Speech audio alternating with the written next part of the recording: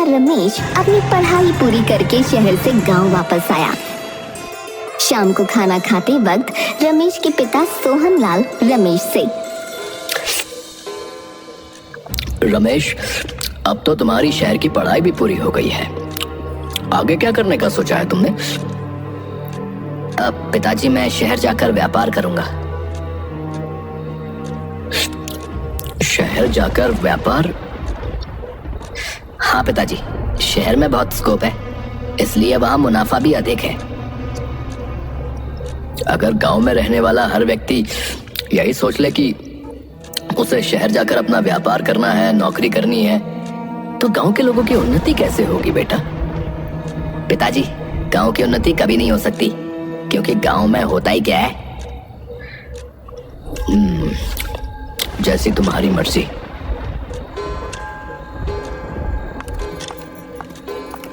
आप ये कैसी बातें कर रहे हैं? अगर ये शहर का होकर रह गया तो भला हम दोनों गांव में क्या करेंगे? माँ, जब मैं शहर में अपना व्यापार जमा लूंगा ना, तो मैं आपको और पिताजी को अपने साथ शहर में ही रखूंगा। नहीं, हम दोनों तो गांव में ही ठीक हैं बेटा। तुम जाओ और शहर की जिंदगी का मजा लो। आप कैसी बातें कर रहे हैं? एक ही बेटा है हमारा और आप कह रहे हैं कि वो शहर में रहेगा और हम गांव में।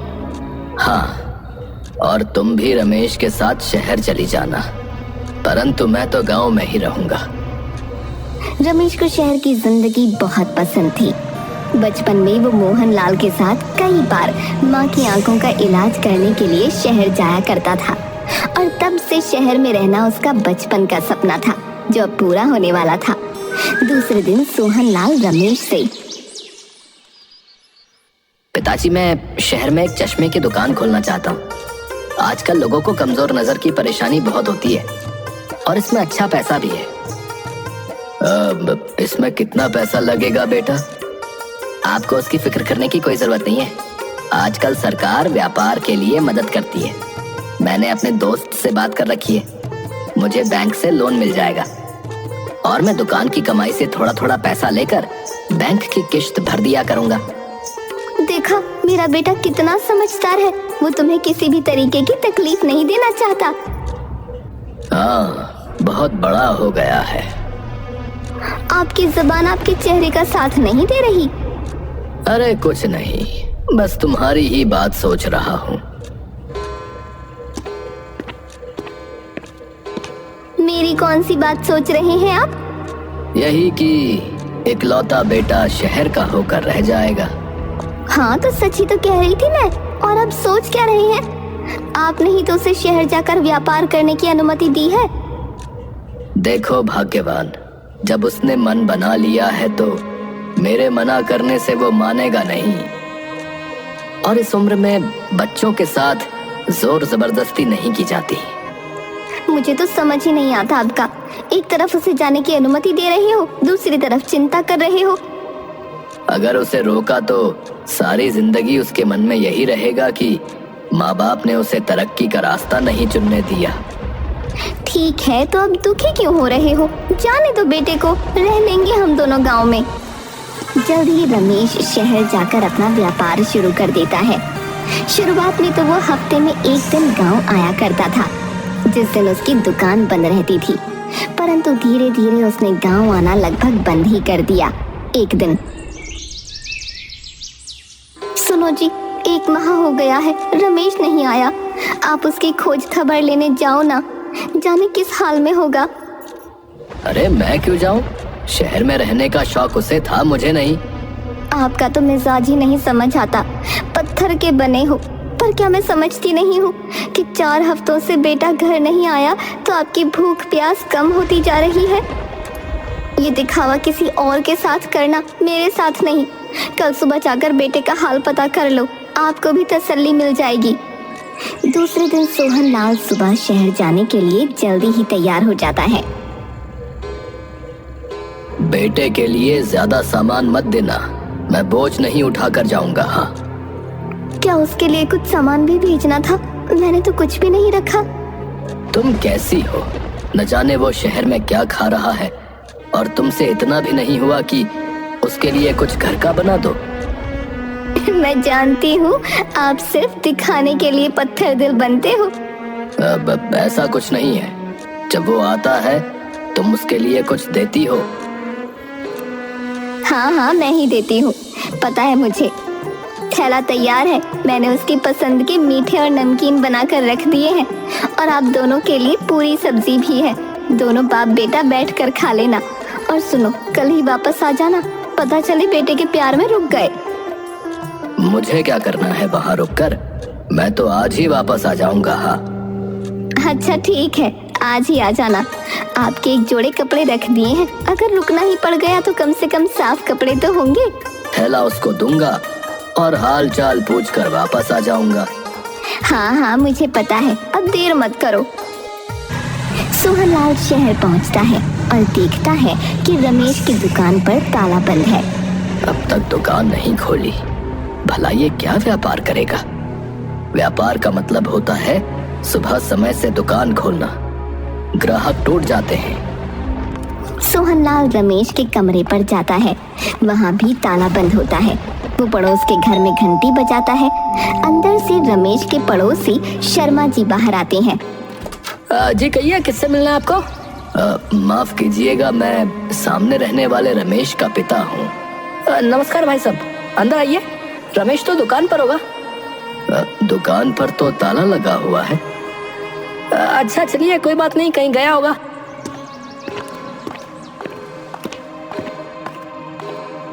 आपका बहुत बहुत शुक्रिया। उसका फोन भी नहीं लग रहा है। कोई बात नहीं, आप बैठिए। बड़ा ही मिलनसार लड़का है आपका।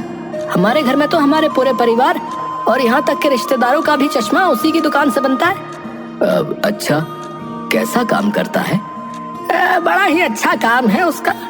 और हाँ देखिए, मेरा चश्मा जब से बनवाया है, अगर कभी ढीला भी होता है तो उससे ठीक करवा लेता हूँ। वो तो मुझसे पैसे भी नहीं लेता।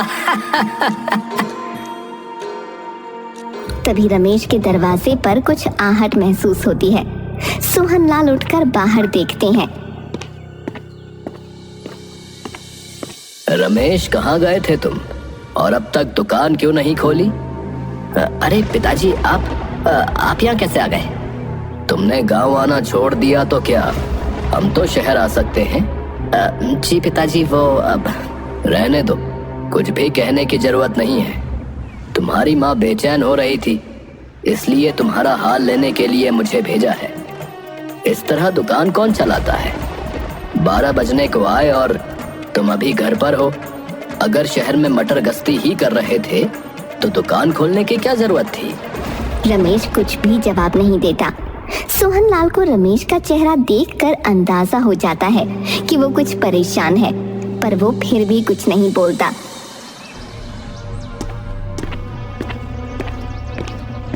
आज तुम्हें दुकान नहीं जाना?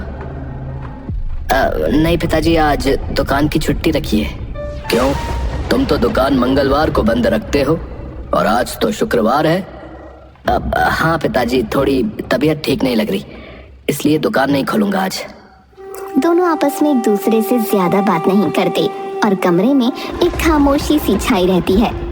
माँ का भेजा खाना खाकर दोनों लेट जाते हैं। कुछ देर बाद, अगर तुम्हें ठीक लगे और तुम मुझे लायक समझो तो अपनी परेशानी बता सकते हो। मैं तुम शहर वालों जैसा बुद्धिमान तो नहीं हूँ। अब कोई परेशानी नहीं है पिताजी, सब ठीक है। दुकान भी अच्छी चल रही है, आप ऐसे ही फिक्र कर रहे हैं। तो गांव क्यों नहीं आए? तुम्हें पता है तुम्हारी माँ रास्ता देखती है। कुछ जरूरी काम आ गया था, इस वजह से नहीं आ पाया, परंतु अगले मंगलवार को आ जाऊंगा। ठीक है भाई, तो मैं गांव वापस चलता हूँ। आप आज ही वापस चले जाएंगे पिताजी? आज रुक जाइए। मैं क्या करूँगा यहाँ रुककर? नहीं, मैं तो इसलिए कह रहा था कि इतनी दूर सफर करके आए हैं, रात को थोड़ा आराम मिल जाएगा। सोहनलाल को महसूस हो चुका था कि रमेश उससे कुछ कहना चाहता है, पर उसने अपने और रमेश के बीच एक दीवार बना रखी थी जो बेटे को पिता से खुलकर बात नहीं करने दे रही थी। सोहनलाल रात को रमेश के पास ही रुक जाता है। देर रात सोहनलाल को अपने पैरों पर किसी के हाथों का स्पर्श महसूस होता है और वो उठकर देखता है। रमेश बेटा, तुम यहाँ मेरे पैरों पर क्या कर रहे हो? कुछ नहीं पिताजी, नींद नहीं आ रही थी। अब क्या बात है रमेश, तुम रो क्यों रहे हो? कुछ नहीं पिताजी, बहुत दिनों के बाद आपसे मिला हूं, इसलिए शायद ये आंसू निकल आए। उस दिन सोहनलाल अपनी सारी कठोरता को छोड़कर पहली बार रमेश को गले लगाता है और प्यार से उसके सर पर हाथ रखकर पूछता है, अब क्या बात है बेटा, तुम मुझे बता सकते हो, मैं तुम्हारा पिता हूँ। रमेश के अंदर उठ रहा ज्वालामुखी एकदम से बाहर निकल जाता है और वो पिता को पकड़कर जोर से रोने लगता है। क्या बात है रमेश? रमेश कुछ भी नहीं बोलता, सिर्फ पिता के गले लगकर रो रहा होता है। सोहनलाल कुछ देर उसे ऐसे ही रोने देता है और थोड़ी देर बाद फिर से कहता है, क्या बात है बेटा, कुछ परेशान हो? बताओ मुझे, क्या परेशानी है? मैं कठोर जरूर हूँ, पर तुम्हारा पिता हूँ और हमेशा तुम्हारा भला चाहता हूँ। पिताजी, मेरा व्यापार नुकसान में चल रहा है। मैंने आप लोगों को नहीं बताया, लेकिन मैंने दुकान की एक किश्त भी नहीं भरी है और बैंक ने नोटिस दे दिया है मुझे दुकान बंद करने के लिए।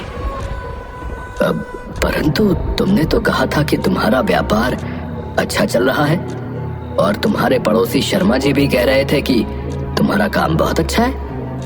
नहीं पिताजी, मैंने जैसा सोचा था, शहर और शहर के लोग वैसे बिल्कुल भी नहीं है। दुकान पर जो आता है उसे डिस्काउंट चाहिए।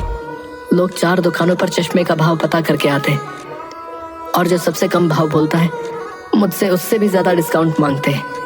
और ज्यादा ग्राहकों के लालच में मैंने लोगों को इतने डिस्काउंट पर चश्मा बना कर दिया कि वो मूल्य मेरी लागत से भी कम होने लगा। आज मेरे पास कहने को तो 50 ग्राहक हैं, लेकिन मैं ये समझ चुका हूँ कि वो मुझसे चश्मा तभी लेंगे जब मैं उन्हें अपने आप को नुकसान में डालकर चश्मा दूंगा। मैं समझ गया बेटा, मैं तुमसे ज्यादा कुछ तो नहीं कहूंगा, परंतु ये जरूर कहूंगा कि अगर तुम्हें ठीक लगे तो आज भी गांव के दरवाजे तुम्हारे लिए खुले हैं। तुम अपना ये व्यापार गांव में क्यों नहीं करते? गांव के लोग कम पढ़े लिखे जरूर होते हैं, परंतु ईमानदार और नेक होते हैं। वो कभी भी तुम्हारा नुकसान करके अपना फायदा नहीं करेंगे। पिताजी, गांव में कितने लोग हैं जो मुझसे चश्मा बनवाएंगे? मैं पहले ही बैंक का कर्जदार हो चुका हूँ। मुझे तो यही समझ में नहीं आ रहा कि मैं बैंक के पैसे कैसे भरूंगा। मैं क्या करूंगा पिताजी? तुम उसकी फिक्र मत करो, बैंक का सारा पैसा मैं भर दूंगा, परंतु तुम्हें इस बारे में निर्णय लेना होगा कि तुम्हें शहर में रहना है या गांव में। पिताजी, मुझे कुछ भी समझ में नहीं आ रहा है। आप ही मुझे बताइए कि मुझे क्या करना चाहिए। सोहनलाल आश्चर्य से रमेश की ओर देखता है, क्योंकि पहली बार रमेश आज उसकी सलाह मांग रहा था। आज तक रमेश और सोहनलाल किसी भी बात पर एक मत नहीं हुए थे, परंतु आज दिल से रमेश सोहनलाल की सलाह मांग रहा था। तुमने शहर वालों के लिए व्यापार करके देख लिया, एक बार गांव वालों पर भी भरोसा करके देखो, क्या पता तुम्हारा भरोसा तुम्हारे काम आ जाए।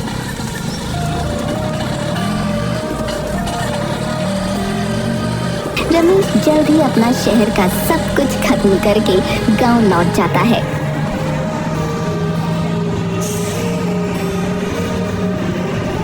और गांव में एक छोटी सी चश्मे की दुकान खोलता है। सुबह सुबह, रमेश बेटा, आओ चलो गांव चलते हैं और लोगों से मिलकर आते हैं। लोगों से मिलकर? क्या बात है पिताजी? देखो बेटा, ये गांव है, यहाँ शहरों जैसी चकाचौंध देखकर लोग तुम्हारे पास नहीं आएंगे। बहुत से लोगों को तो ये भी नहीं पता कि उनकी नजर कमजोर है, तो हमें उनके पास जाना होगा, उसके बाद वो हमारे पास आएंगे। रमेश सोहनलाल की बात समझ जाता है और वो दोनों घर घर जाकर लोगों से बात करते हैं।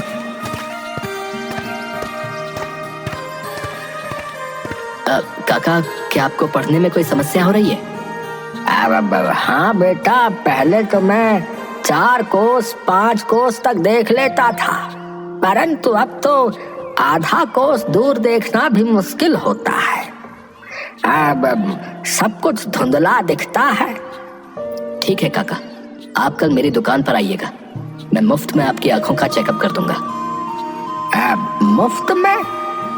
अरे बेटा, अगर तुम हम सब गांव वालों का मुफ्त में चेकअप करोगे तो खुद क्या खाओगे?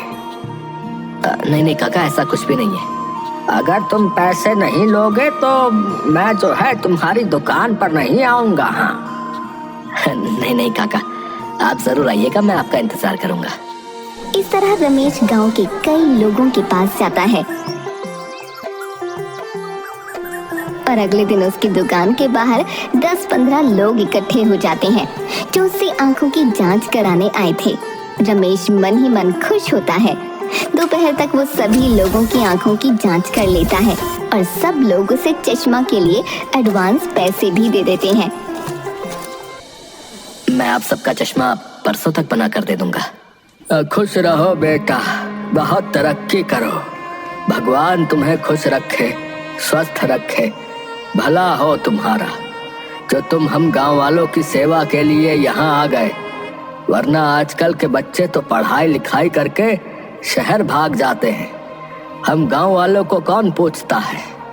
रमेश हाथ जोड़कर सबका अभिवादन करता है और मन ही मन सोचता है, पिताजी सही कह रहे थे, ये गांव वाले भोले हैं लेकिन बहुत प्यारे। शहर में तो लोग पहले डिस्काउंट मांगते हैं और चश्मा मिलने के बाद अगर दिलाया तो थैंक यू बोलते हैं, नहीं तो वो भी नहीं बोलते। और इन गांव वालों को देखो, डिस्काउंट भी नहीं मांग रहे हैं और आशीर्वाद भी भर भर कर दे रहे हैं। रमेश 2-3 दिनों में सबके चश्मे बनाकर दे देता है और सब बड़े खुश होते हैं। गांव के मुखिया जी सोहन लाल से, अरे भाई सोहन लाल, रमेश ने तो बड़ा ही अच्छा काम किया जो गांव में दुकान खोल दी। अब हम लोगों को चश्मे के नंबर के लिए शहर जाने की जरूरत नहीं पड़ेगी। सोहन लाल खुशी से फूला नहीं समाता। रात के खाने के वक्त रमेश पिता से, पिताजी मुझे माफ कर दीजिए। किस बात की माफी मांग रहे हो रमेश? पिताजी मैंने आपकी बात कभी नहीं सुनी, शायद इसलिए जीवन में आगे नहीं बढ़ पाया, और आज पहली बार आपकी सलाह मानकर मैंने जो काम किया उस काम में मुझे 2-4 दिनों में ही तरक्की मिलनी शुरू हो गई।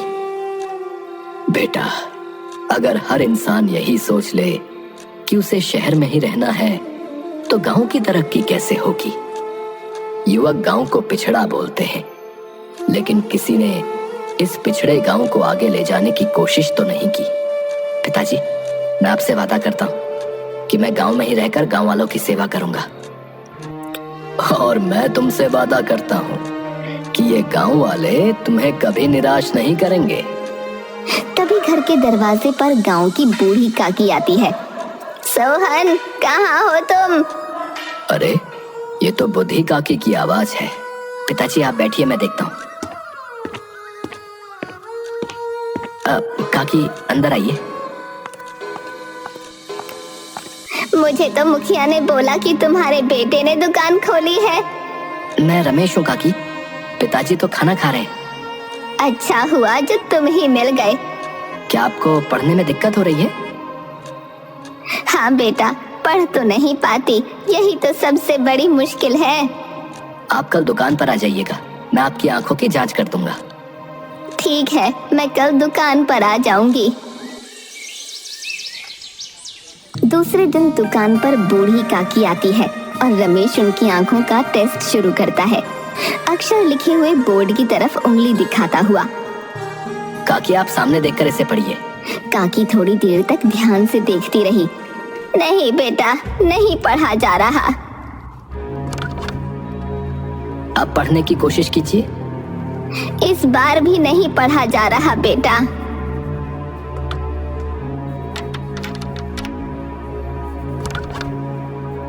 अब देखिए, बड़े अक्षर पढ़े जा रहे हैं क्या? नहीं बेटा, अभी भी कुछ नहीं पढ़ा जा रहा। धीरे धीरे रमेश दुकान में रखे सारे लेंस काकी पर ट्राई कर लेता है, लेकिन काकी का एक ही जवाब होता है कि कुछ भी नहीं पढ़ा जा रहा। काकी आप कल आइएगा, मैं कल आपकी आंखों की जांच करूंगा। कल पक्का मैं पढ़ पाऊंगी ना बेटा? जरूर काकी, आप फिक्र मत कीजिए। रमेश शहर जाकर कुछ और बेहतरीन क्वालिटी के लेंस खरीद कर लाता है। दूसरे दिन काकी फिर से दुकान पर आती है और रमेश फिर से एक एक करके सारे लेंस बदलकर आंखों की जांच शुरू कर देता है। एक लेंस लगाकर, काकी, अब कुछ पढ़ा जा रहा है? नहीं बेटा, आज भी कुछ नहीं पढ़ा जा रहा है। रमेश दूसरे लेंस को लगाता है। काकी, जो ऊपर सबसे बड़ा अक्षर लिखा है उसे पढ़ने की कोशिश कीजिए। नहीं बेटा, वो भी नहीं पढ़ा जा रहा है।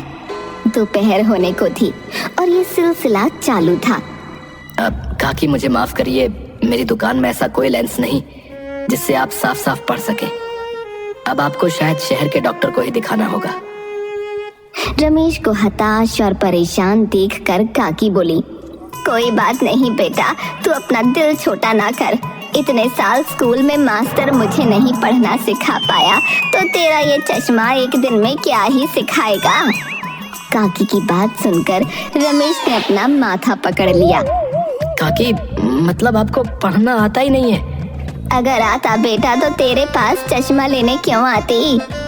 रमेश हंसता हुआ काकी को दुकान से विदा कर देता है और इस तरह भोले भाले गांव वालों के साथ रमेश खुशी खुशी अपने चश्मे की दुकान चलाता है और धीरे धीरे रमेश के पास आसपास के गांव वाले भी आने लगते हैं।